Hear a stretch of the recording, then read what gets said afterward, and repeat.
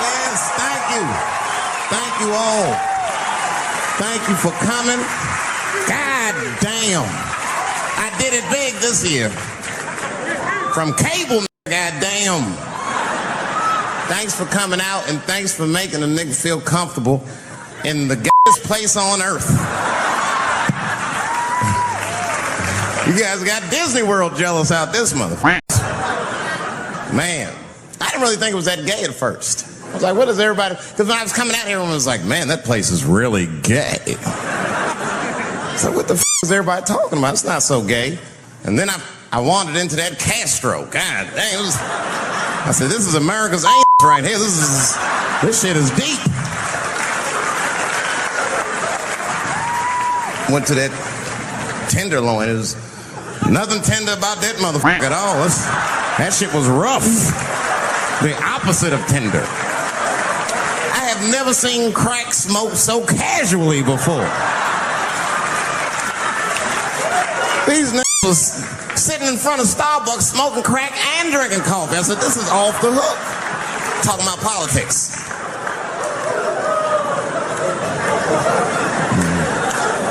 I seen one crackhead trying to break into somebody's car, man, and it struck a chord with me. I tried to stop him. I said, hey! And he looked back and saw me and said, oh, keep an eye out. I said, that was me that said that.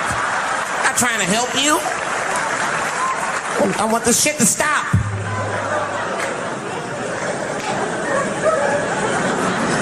Crackheads are like that. I had a crackhead break my car window one time. Broke it! You know what he stole? Fucking candy bar I had lying on the seat. That's all he took. It's a goddamn candy bar. I was so mad. I drove around the neighborhood for 5 hours looking for a crackhead with chocolate on his face. I did that. I finally found when I grabbed that motherfucker. Hey man, what's all this chocolate on your face? Motherfucker. He looked confused. Chocolate? This is doo-doo, baby. I said, ah! Oh, man. This place is insane. But you know what I like about San Fran, and the reason I picked this city to do my special is because of all the major cities in America, somehow people get along here better than anywhere else I've seen in the country. That's right. That's right. And I always admired San Fran for that. And today I realized how you did it. Put all the niggas on the other side of that bridge. There's nothing, this shit ain't happy on that side. You leave San Francisco like, bye, thanks for coming to San Francisco. Come back in April, we're having a sale on Birkenstocks. As soon as you get to the other side, welcome to Oakland, bitch. Quick, quick.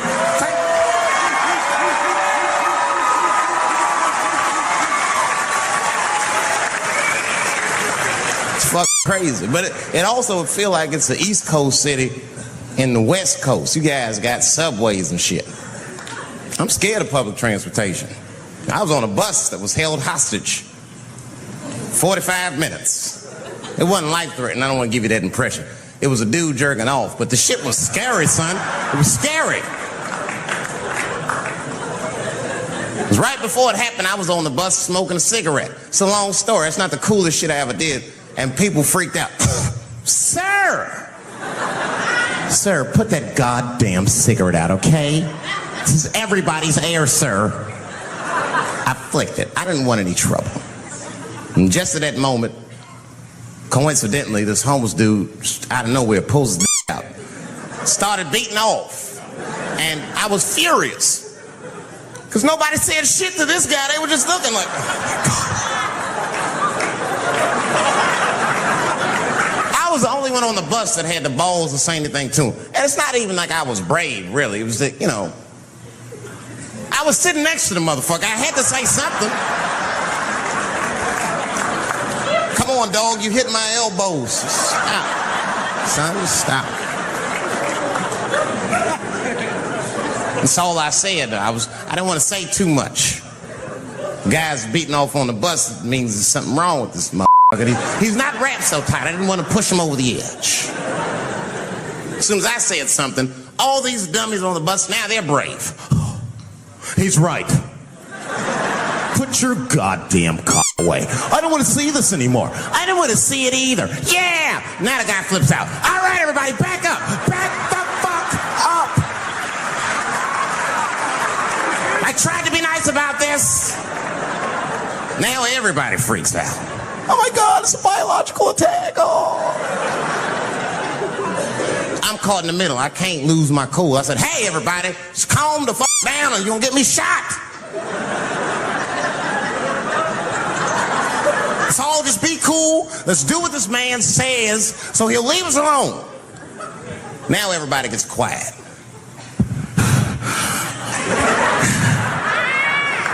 That's better. That is better. And then he started walking up and down the aisles, just terrorizing us.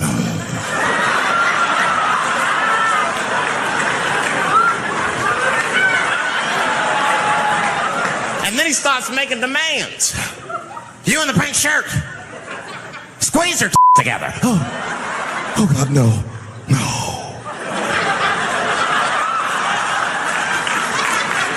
You, stick your finger in your Why? Oh God, why is this happening? Oh God. He was working my way. Shit was tight. Just that minute. I got saved, dudes. I was so lucky. This guy at the other end of the bus, he snapped. He lost his mind. I seen it happen. Ah! He screamed out, rush him! He can't come on all of us and charge him out. Ah! And it was like a movie. This homeless dude seen him coming and shot one off. Ah! I dodged that shit like the Matrix. Niggas, oh.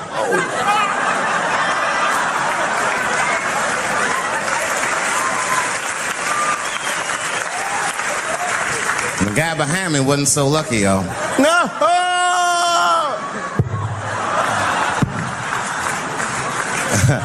That shit was gross. It didn't kill him, but I'm sure that fucked his day up. You're not gonna have a normal day if the homeless dude busts a nut on your forehead and 8:30 in the morning. That's a wrap on the rest of the day. Ah! This guy was freaking out. It burns! Oh! Oh! Oh! Everyone was standing around looking at him. Even the homeless dude felt bad. I guess he was finished. He came back to his senses. Oh, this is my stop. I said, relax, I had to say something. Relax. Oh, I can't. I got AIDS. I know it. I said, you can't get AIDS from a homeless dude busting a knot on your forehead. That's not how it spreads. I don't even know if that's just true. That's just what I told him, man. He was so scared I had to say something. I don't know where AIDS comes from. Who the fuck knows? Scientists don't even know. Scientists still say AIDS started because somebody had sex with a monkey. Word. After all this research, this is the best explanation that you came up with, mother. Nobody f***s monkeys and people, you idiot. You either f*** monkeys or you f*** people. That's it. There's no in between. You're not gonna get some monkey on Tuesday and then be like, oh, let me call Charlene on Thursday. No. Once you f*** a monkey, that's a firm decision. I'm out of the human game for good. It's ridiculous. You act like monkeys are just as open as waiting for people to f***, man. It's ridiculous. But the monkeys don't want to be fucked by people. Think about it. Think how hard it would be to catch a monkey and f***. That's ridiculous. That's how it had to go down. Who you think you're just gonna walk up to him in the woods and bribe this nigga with fruits and bananas? And, hey, buddy. Hey.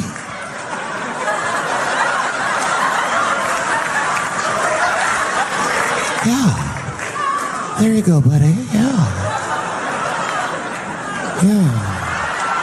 There you go, your big bright red.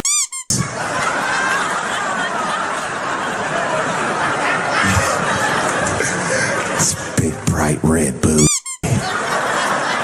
You know how strong a monkey is?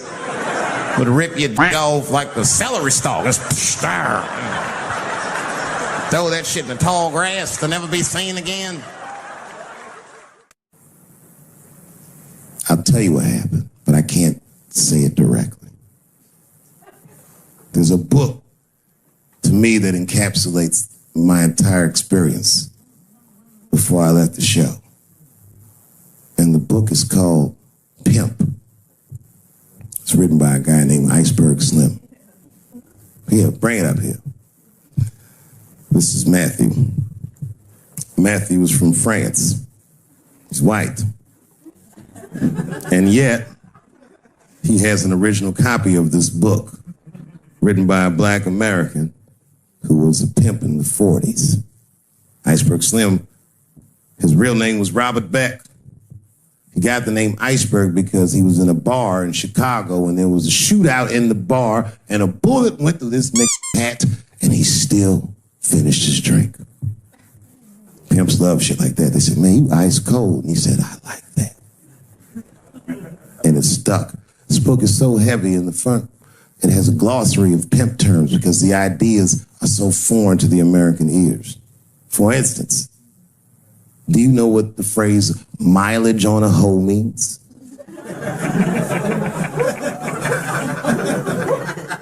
Of course you don't. Mileage on a hoe is a very wild concept. It means that pimps understand there's a finite amount of bad shit a person can do before they'll lose their fucking mind. And a good pimp can look at a woman that he's never seen before and call it. She's good for 500 bucks. That's her mileage. Anything over that, they're gonna spill. They do it to you. Why the fuck do you think most of us work from 9 to 5? 9 to 6 might kill a bitch.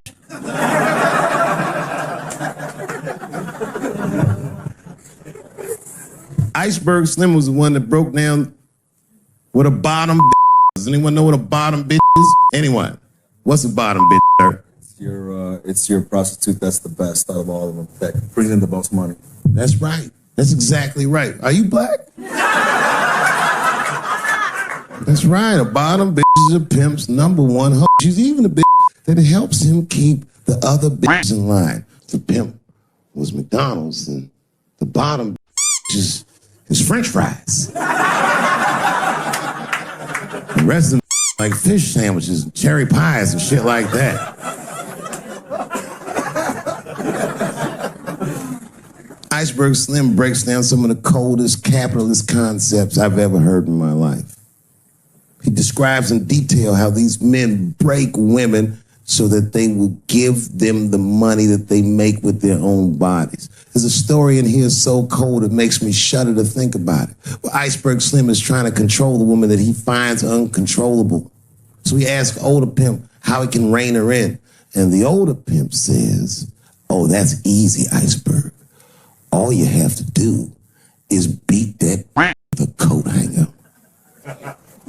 And then run her a bath and give her some pills. She'll be so grateful that you fixed her that she'll forget you were the motherfucker that beat her in the first place. That's some cold shit. Now, at the end of this book, Iceberg Slim tells a story. It's kind of the crescendo of the book. And in the story, Iceberg Slim's bottom is at the end of her mileage. If she was good for 500 fucks, she was at 498. She was bubbling. You could see it. She was going crazy. She started saying all kinds of shit. Oh, I always wanted to be in circus. Circus is big news. I can juggle too, you know. Juggle.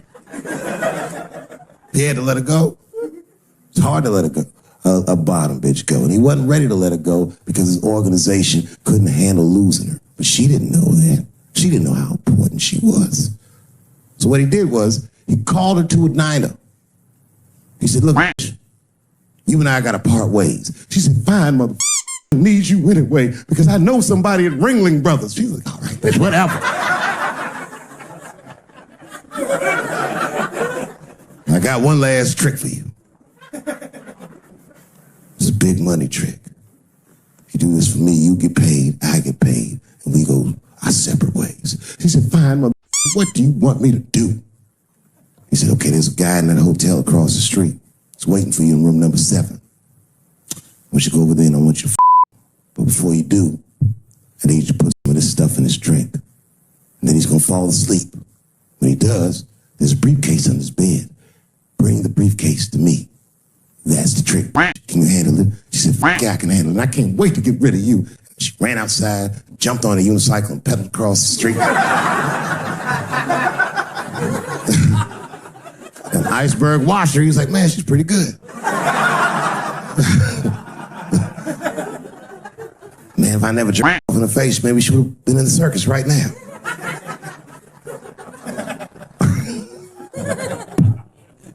And she runs up to the motel steps and she disappears in room number 7. And she's gone for a real long time.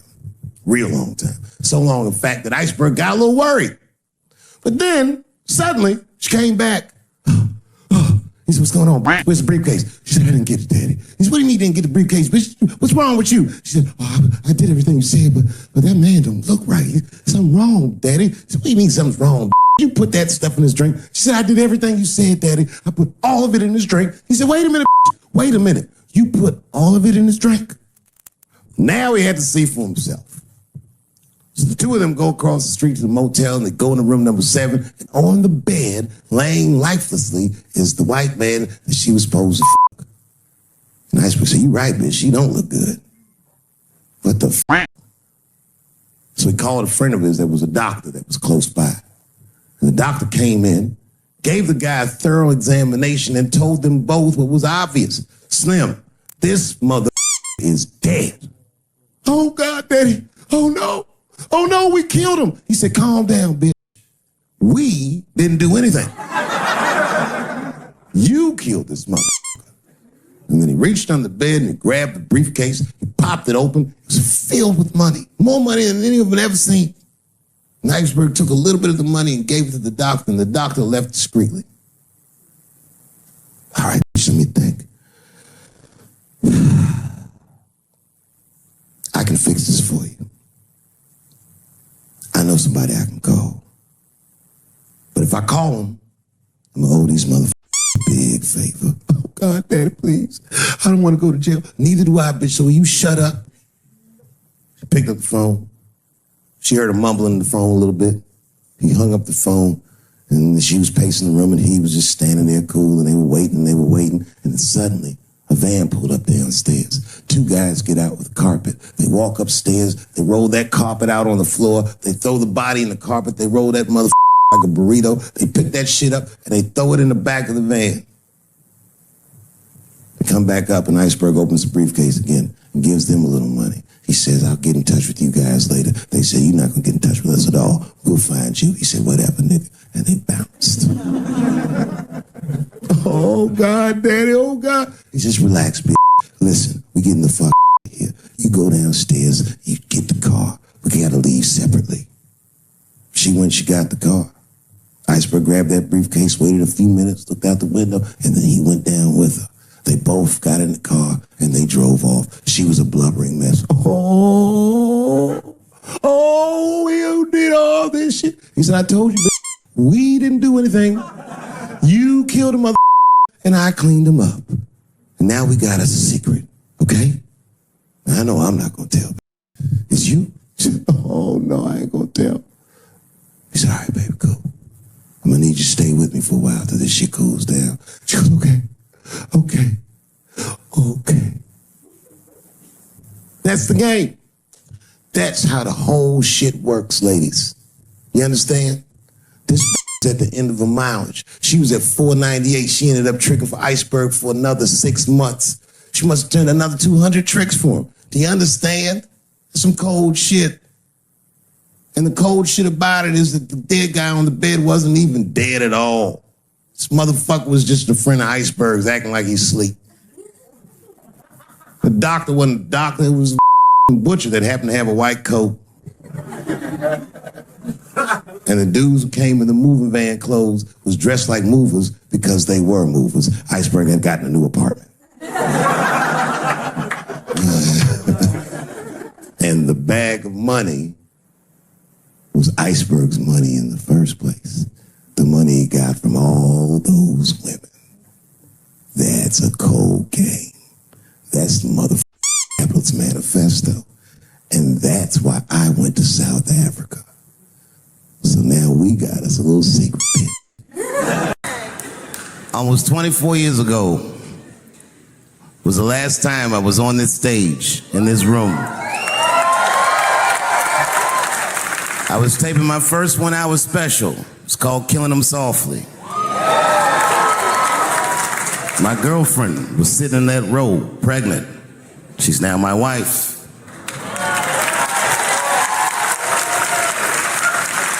The baby that she was carrying, my first child, I smoked weed with the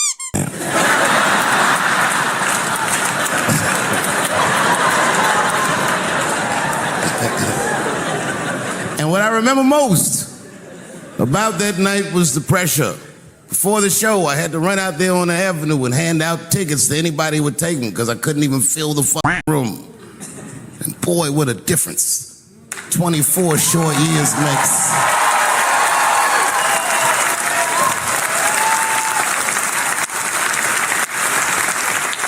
And right before that time, my father had died. He never lived to see me do it. And when he died, I was inconsolable. I thought I'd never smile or laugh again. And the only thing that got me out of that space was a comedian friend of mine, the late, great Norm Macdonald. That's right. Shout out to Norm. And what Norm did, which I'll never forget, is he knew that I was the biggest Jim Carrey fan in the world. Now, I'm not going to go all into it, but Jim Carrey is talented in a way that you can't practice or rehearse. What a God-given talent. I was fascinated with him. And Norm knew that. And he called me up and he goes, Dave, he says, I'm doing a movie with Jim Carrey. Do you want to meet him? And I said, yes, I do. And it was the first time I could remember since my father died being excited. And the movie was called Man on the Moon. I didn't know any of this. And in this movie, Jim Carrey was playing another comedian I admired, the late, great Andy Kaufman. Yes, and Jim Carrey was so immersed in that role that from the moment he woke up to the time he went to bed at night, he would live his life as Andy Kaufman. I didn't know that. When they said cut, this nigga was still Andy Kaufman. So much so that everybody on the crew called him Andy. I didn't know any of that. I just went there to meet him, and when he walked into the room where we were supposed to meet, I screamed, Jim Carrey! And everyone said, no! Call him Andy. And I didn't understand. And then he came over and he was acting weird. I didn't know he was acting like Andy Kaufman. He's just like, hey, how you doing? And I was like, hello. Andy? Now, in hindsight, how fucking lucky am I that I got to see one of the greatest artists of my time immersed in one of his most challenging processes ever. I'm very lucky to have seen that. But as it was happening, I was very disappointed. Because I wanted to meet Jim Carrey, and I had to pretend this nigga was Andy Kaufman all afternoon. And he was clearly Jim Carrey. I could look at him and I could see he was Jim Carrey.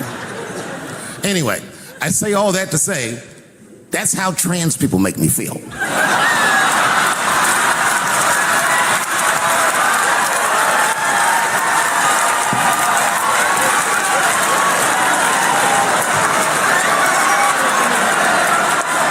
Here we go. Now, if you guys came here to this show tonight thinking that I'm gonna make fun of those people again, you've come to the wrong show. I'm not those people anymore. It wasn't worth the trouble. I ain't saying shit about trans people. Maybe 3 or 4 times tonight, but that is it. Tired of talking about them. And you wanna know why I'm tired of talking about them? Because these people acted like I needed them to be funny. Well, that's ridiculous. I don't need you. I got a whole new angle. You guys will never see this shit coming. Transgenders are gangsters. I used to do business with a transgender in Hollywood. Man, everybody would be scared of her in the boardroom. She'd walk in there, newly minted woman, high heels, purse. Wouldn't say anything to us, just walk around the conference table looking mean as shit.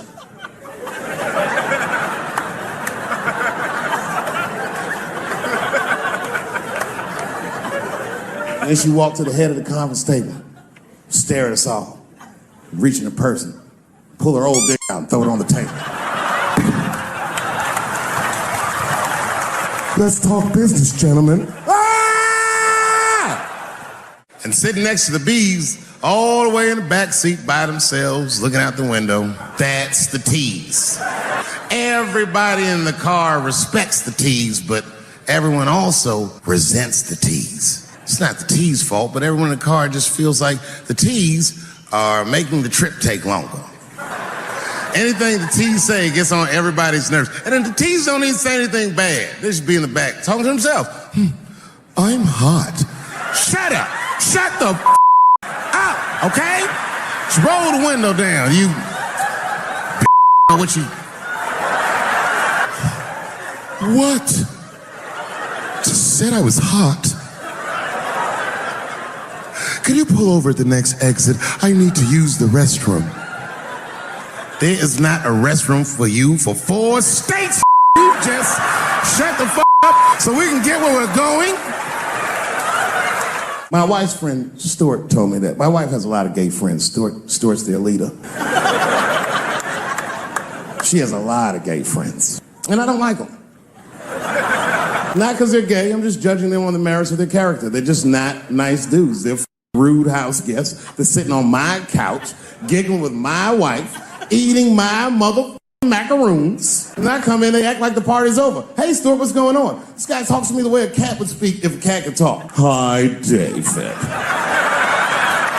He always wants to have some kind of gay political argument. The last one was about a petition in federal court to take the words husband and wife out of the law. I said, well, why would you want those words out the law? He said, because it discriminates against same-sex couples. I was like, niggas, please save me the semantics. Just trust me, take your chips and get the fuck out of the casino. You're about to crap out. Go outside, talk that over amongst yourselves, and whichever one of you is gayer, that's the wife. I remember I was at this bar one time. This is that kind of bar it is. I was in there one time, I was fucked up. And I turned around to everybody in the bar, I go, hey, everybody, I'm gonna buy everyone in the bar a round of drinks. And all the motherfuckers like, hoorah! And the bartender knew I was drunk, so she pulled me aside. Miss Chappelle, are you sure about that? That's going to be $16. Guess who was in the bar? I thought I was seeing things. I looked across the room, and I saw the trans picture. I said, what is a trans person doing in a place like this? This is very dangerous behavior. And she was with 2 big, buff, gay black dudes. I didn't know these dudes, but I know they was gay. If they had a mouth, they wouldn't look any gayer than they did just sitting there. They had 1980s gay face. You know what that is? Remember in the 80s when gay people looked surprised all the time?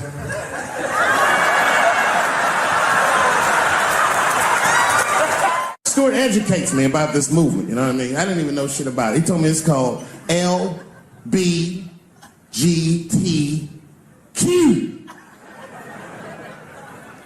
I was like, what the f is the Q? Does that even make sense, Q? Turns out Q is like the vowels. That shit is sometimes Y. For gay dudes that don't really know they're gay. You know what I mean? Like prison fags who are like, well, I'm not gay, nigga. I'm just sucking these dicks to pass the time. I'm not G, I'm Q. Ugh. And now we get to the core of the crisis. What is a woman?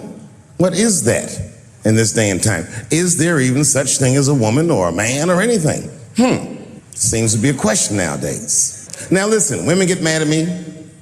Gay people get mad at me. Lesbians get mad at me. But I'm gonna tell you right now, and this is true. These transgenders, these niggas dead. I've gone too far. I've said too much. And I gotta tell you, I'm very worried about it. I'm not even joking. Every time I come out on stage, I be scared. I be looking around the crowd, searching for knuckles and Adam's apples to see where the threats might be coming from. A nigga came up to me on the street the other day. He said, careful, Dave, they after you. I said, what? One they or many theys? And if I were to be brutally honest, The only reason I ever been mad at the transgender community is because I was at a club in LA and danced with one of these niggas for 6 songs straight. I had no idea. And then the lights came up and I saw them knuckles. I said, oh no! And everybody was laughing at me. Hi, world star. I said, why didn't you say anything? Then I heard that sultry voice. I didn't say anything, Dave Chappelle, because I was having a wonderful time, and I wasn't sure how you'd feel about it. I said, you knew how I'd feel. And she said, I'm going home. I don't want any trouble from you. I said, home? It's only 2 songs left. I mean, we might as well finish the night. And we ended up having breakfast together. Everybody's mad about something. Recently, I got attacked online by some gay bloggers, and it hurt my feelings. I have no problem with gay people, but I fucking hate bloggers. I'm not saying it because this person was gay. They was just acting like a bitch online. They was like mischaracterizing my jokes, trying to make a point off of me, when it's really, it's like, yo, I'm your ally, motherfucker. I'm not trying to stop gay people. I got better shit to do. This motherfucker saying things to try to get gay people to beat me up. Seriously, he was like, Dave Chappelle's jokes. I don't know how he actually talks when he's making his voice up. Dave Chappelle's jokes were an affront to the manhood of all gay men. What the does that mean? I didn't say anything that would allude to gay men not being men. I know you meant. In fact, what could be manlier than another guy in the ass? It's the most gangster shit I've ever heard of in my life. I told you I'm not cut out for that. I'm a pussy. I said, I have a superhero idea. He goes, really? I go, yeah, he's a gay superhero. He was like, really? What's it called? Huh? Oh, it's called Same Hero, New Boots. It's about a gay sous chef in San Francisco. He gets bit by a radioactive rat on his shift when he's taking out the trash and is blessed with powers beyond his wildest dreams. Supersonic, gay kind of powers. And he starts saving everybody in San Francisco. But at first, he only saves gay people. Later, he saves everybody, and the whole city just falls in love with him. The only problem is, no one remembers him when he saves them. Well, I don't understand. Why wouldn't they remember him? I said, because, dummy, he's gay. He keeps changing his outfit. People come up, thanks for saving, mister. What's your name anyway? And he's like, same hero, new boots. Emotions. You think I hate gay people, and what you're really seeing is that I am jealous of gay people. Oh, I'm jealous. I'm not the only black person that feels this way. We blacks, we look at the gay community and we go, God damn it, look how well that movement is going. Look how well you are doing. And we've been trapped in this predicament for hundreds of years. How the f are you making that kind of progress? I can't help but feel like if slaves had baby oil and booze, and they've canceled people that are more powerful than me. They canceled J.K. Rowling. My God, J.K. Rowling wrote all the Harry Potter books by herself. She sold so many books, the Bible worries about her. And they canceled her because she said in an interview, and this is not exactly what she said, but effectually, she said gender was a fact. And then the trans community got mad as shit. They started calling her a TERF. I didn't even know what the f that was. But I know that trans people make up words to win arguments. So I looked it up. TERF is an acronym. Stands for Trans Exclusionary Radical Feminists. This is a real thing. This is a group of women that hate transgender. They don't hate transgender women, but they look at trans women the way we blacks might look at blackface. It offends them. Like, ooh, this bitch doing an impression of me. I came in the club minding my own business, and a woman came up to me. She goes, oh my God, Dave Chappelle. And I was just being reciprocally nice. Hey, miss, how are you? Blah, blah, blah. Benign talk. Nothing to it. And all of a sudden, this lesbian fellow stepped between us. Hey, nigga, that's my girl. I said, yo, my man, back up like that. She said, I ain't backing up off shit, my girl. I said, bro, you're gonna have to give me 3 feet like this. She said, stop calling me a man, motherfucker. I'm a woman. I said, what? And then I looked deep in this nigga's cheekbones. I said, oh my God, you are a woman. It was just too much for me to even wrap my mind around. But I tell you what, I unballed my fist immediately and I softened my posture so that she would know she's in no danger. I even changed the tone of my voice. I said softly, sweetly, like a pimp might say. I'm about to slap the shit out of you. You know who I feel real bad for is Indians.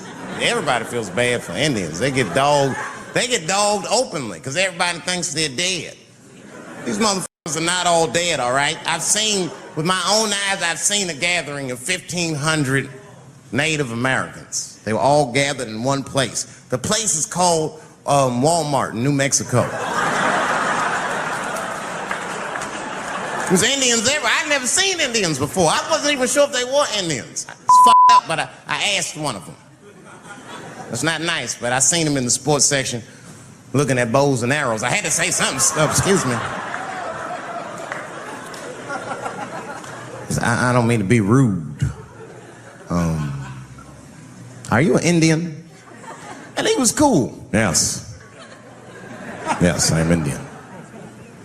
Still didn't believe him. I had to test him to be sure. This is fuck. But I had a gum wrapper in my pocket, so I balled that shit up and I threw it on the floor. And a single tear came out his eye. I said, oh shit. I had so many questions. So what tribe are you from? I am a Navajo. I said, word. I studied you in social studies. You're a hunter-gatherer, correct? He said, I guess so. That's what you wish to call it. I said, why? What do you call it? He said, I am an alcoholic.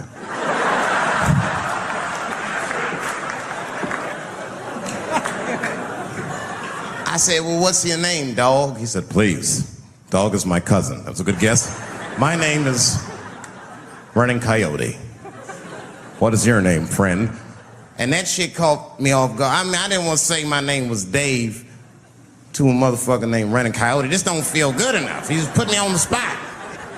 I said, huh? My name, what? Oh, my name's Blackfeet.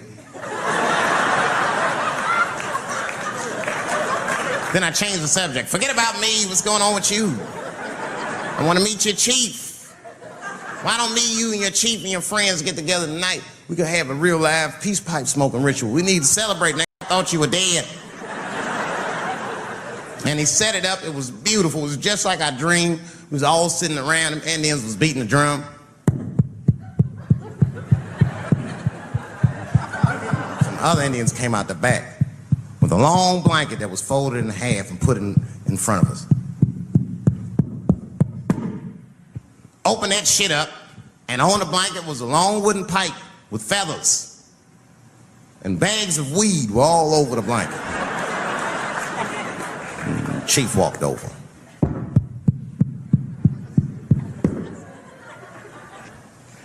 The big ones are 50. The little ones are 25. And these are 10.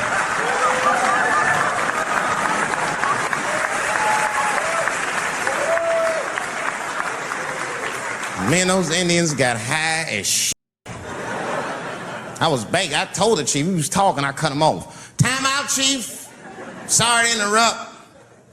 Smash, man, the weed's too strong. I'm itching. This is PCP. The spirits have got me. Chief, the spirits have got me. And the chief threw some water in my face. Calm down, blackface. Splash. I said, hey, it's Blackfeet, motherfucker. Take it easy.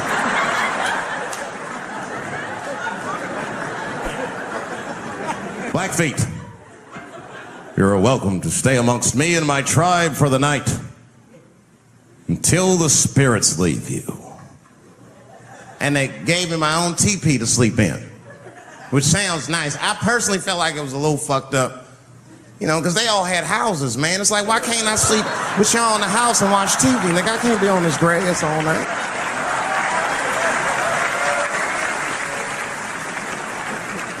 Yeah, Indians is rude, man. Everybody's rude. Indians, they eat nasty food. All they ate was corn and shit.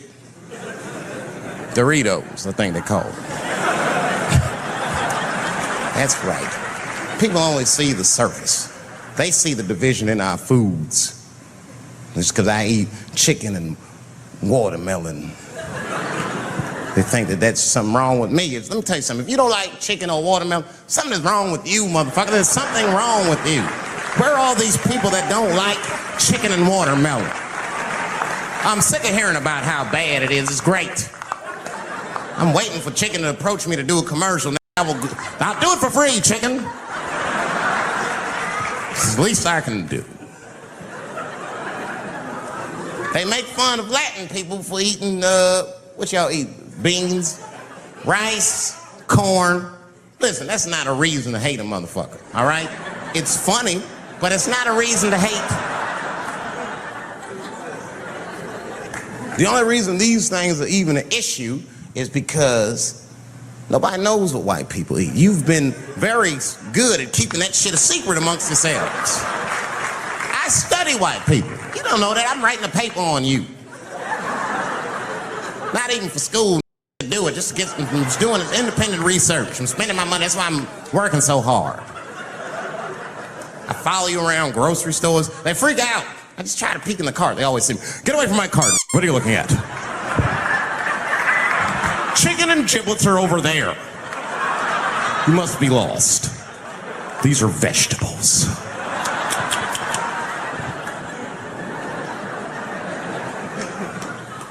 I know what you drink. See how quiet I got? Grape juice. Surprise! You didn't know I knew about grape juice, did you? Oh, don't play dumb with me. Look at what is it? A lot of black people don't have the privilege of knowing about grape juice because they have grape drink. It's not the same formula that you get. Ain't no vitamins in that shit. You might have one of your black friends over. Todd, would you care for a glass of grape juice? What? Nigga, what the fuck is juice?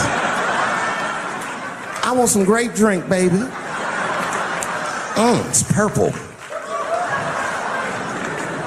I don't think I know what a grape drink is. What?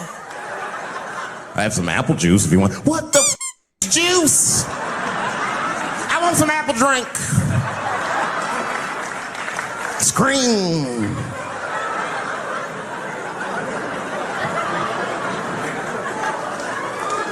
Remember that commercial for Sunny Delight when all the kids run in from outside playing? And they all run to the fridge.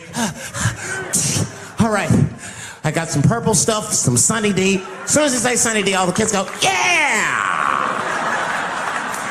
Watch the black kid in the back. If you ever see that commercial again, look at that black kid. He'd be like, I want that purple stuff. That's drink, nigga. That is drink. They want drink. I want all them vitamins, nigga. I want drink. Sugar, water, purple. That's the ingredient. Sugar, water, and of course, purple. It's too fucking much. I got a lot of things to talk about tonight. First of all, I've stopped smoking weed. With black people, you didn't let me finish, motherfucker. God damn. I'm sorry, black people, to break the news so publicly, but I can't smoke with you anymore. Every time I smoke weed with my black friends, all you talk about is your trials and tribulations. I'm sick of that shit. I got my own problems. Nigga, that's a waste of weed. I'm smoking weed to run away from my problems, not take on yours. From now on, I smoke weed exclusively with white people. Calm down, motherfuckers. You win by default. You got good weed conversation. All white people talk about when they get high is other times that they got high. I can listen to that shit all night. Dude, remember at Frank's last week? It's fucking smashed, man. And catalogs everything they drink. 2 shots of Jaeger, tequila, 4 bong hits, man, beer, cheeseburger.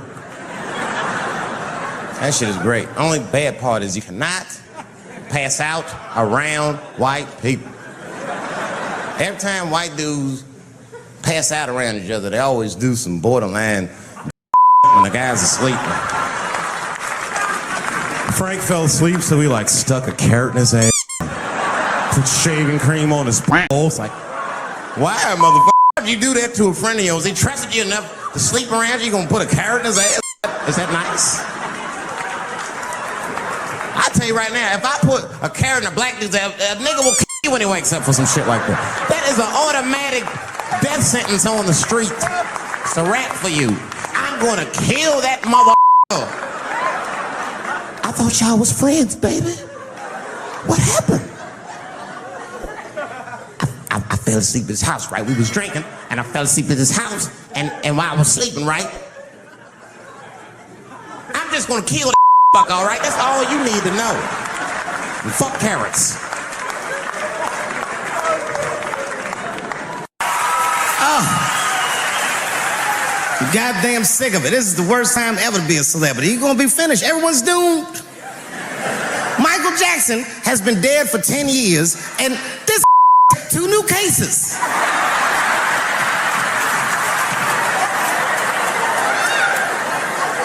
And if you haven't watched that documentary, then I'm begging you, don't watch it.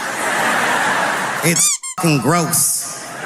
I felt like HBO was sticking baby dick in my ears for 4 hours straight. Really nasty shit. I don't want to know all these things. Turns out, Michael Jackson allegedly likes a long gander at the anus. As they said, he stares at people's buttholes. That's what they said. That's how gross the documentary was.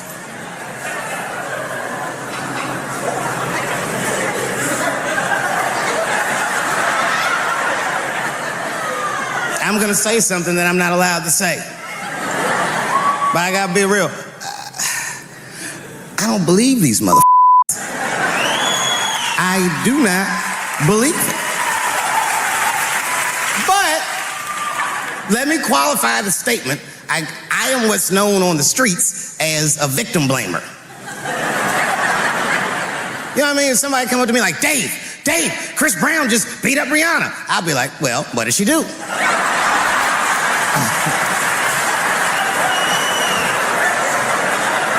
Dave, Michael Jackson was molesting children. Well, what were those kids wearing at the time?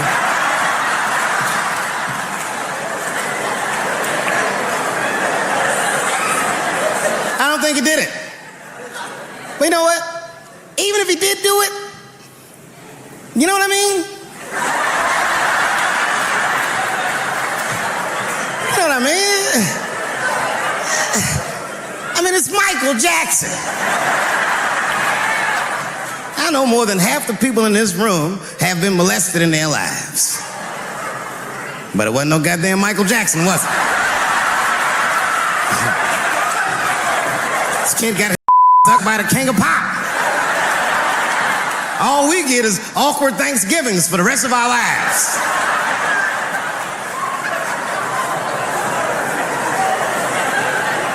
You know how good it must have felt to go to school the next day after that shit? Hey, Billy, how was the weekend? How was my weekend? Michael Jackson sucks my And that was my first sexual experience. If I'm starting here, then sky's the limit.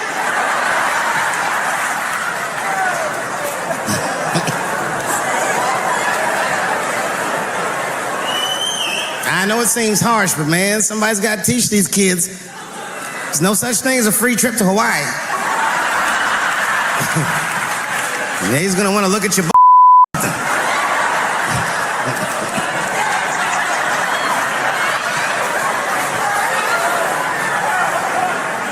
You know why I don't believe it? You know why I don't believe it? Because if Michael Jackson's out here doing all this molesting, then why not Macaulay Culkin? Macaulay Culkin said in an interview that Michael Jackson never did anything inappropriate with him or even around him. Think about that shit. You know, I'm not a pedophile. But if I was, Macaulay Macaulay Culkin's the first kid. I'm tell you that right now.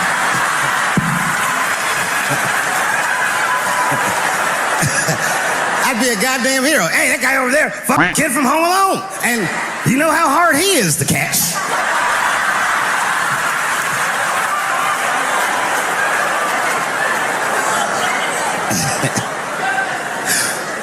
My mind's telling me no.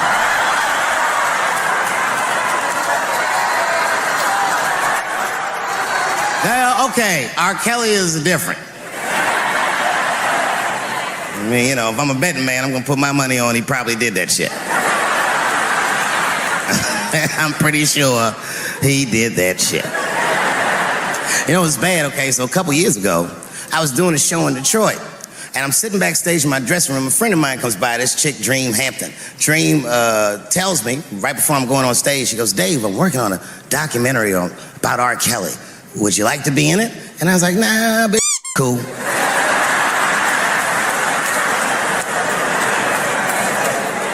I went on stage, I just forgot about the shit. And then 2 years later, the documentary comes out, Surviving R. Kelly.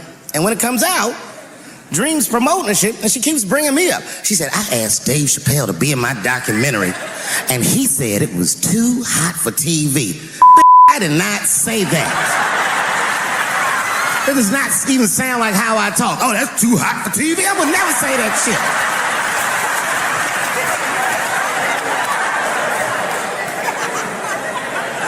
But I'm gonna tell you guys why I wasn't in the documentary. There's a very simple reason, and I cannot stress this point enough. The only reason that I didn't do it was because, and it's very important, I don't know this nigga at all. I don't know anything. I don't know anything that they don't tell me about. I don't hang out with this nigga. Nothing. So what the fuck do I gotta be in the documentary for? This guy, R. Kelly, got another sex tape out now. Can you believe that shit? This guy makes more sex than he does music. He's like the DJ Khaled of tapes. Another one. Like, damn, they got it's a lot of tapes. The new one's so bad that they didn't even show it.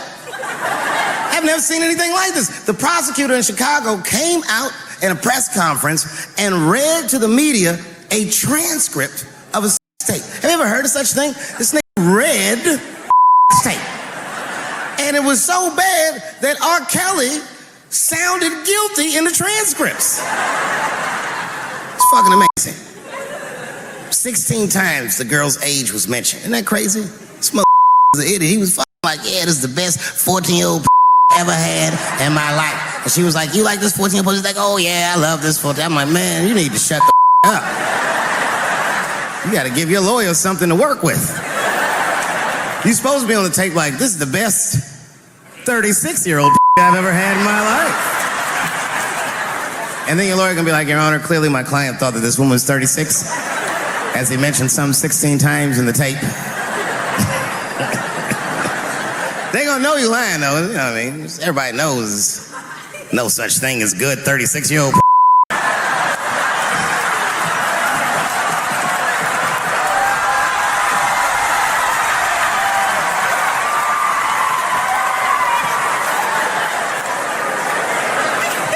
Doesn't matter what I say. And if you at home watching this shit on Netflix, remember, you clicked on my face.